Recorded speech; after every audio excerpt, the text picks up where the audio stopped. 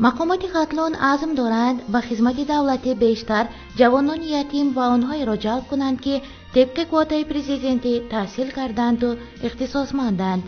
غزالشاه سفرزاده راهبر دستگاه رئیسی ولایت ختلان 30 اکتبر به راهبران دستگاه‌های رئیسان شهر و نواحی ولایت و مدیران شعبه‌های تشکیلی و کوربو کادرها مسئله جابجاگذاری کادرها را بررسی کرد.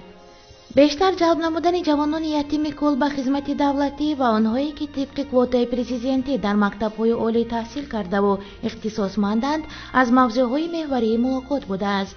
غزالشاه سفرزاده اظهار داشته است که هر یک خدمتچی دولتی باید با حس مسئولیت بلند وطندوستی وظیفه خود را اجرا کند.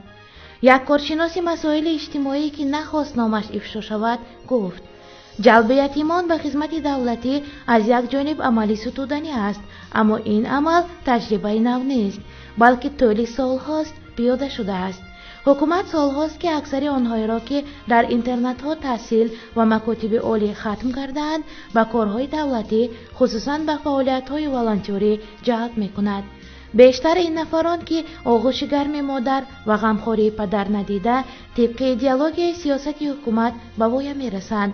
حکومت از این حال روانی آنها سوء استفاده می کند و به کارهای سیاه آنها را مشغول می سازد.